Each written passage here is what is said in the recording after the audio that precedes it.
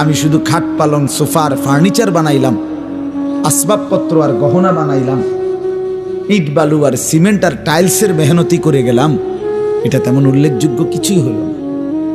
পরবর্তী আপনার ইন্তেকালের পরে 20 বছরের ব্যবধানে একটা ফার্নিচারও আমনের টিক গড়ে থাকবে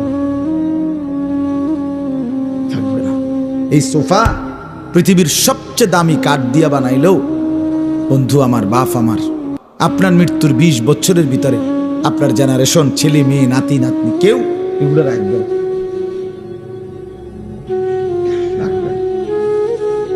বলবে এগুলো এখন আর চলে না, এই ডিজাইনে ওনার চলে না, ফেলাও এগুলো।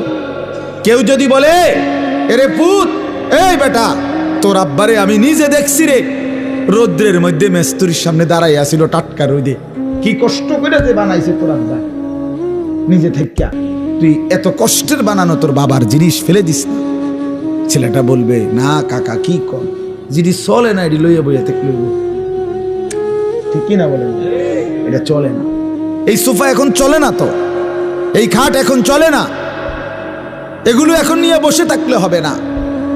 তাহলে এই দুনিয়ার এই আসবাবপত্র বন্ধু বাপ এগুলো চলে না, কিন্তু আল্লাহর কসম সেজদা চলতেই থাকবে, জিকির চলতেই থাকবে, আল্লাহর রাস্তার সাদাকা চলবে, রোজা চলবে, একেবারে জান্নাত পর্যন্ত আপনার হাতে ফেরত দিবে।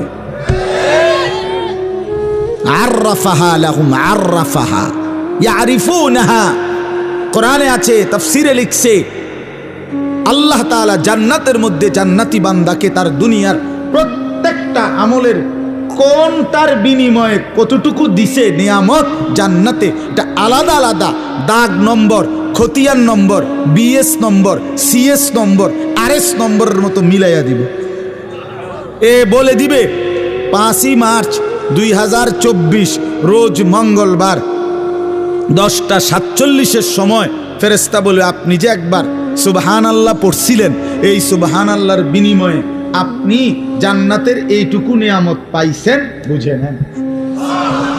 এইটা আবার আলাদা দিন, এই যে অঙ্কটা অন্য আরেকটা সুবহানাল্লাহ কইছেন আলাদা, এই প্যাকেট আলাদা।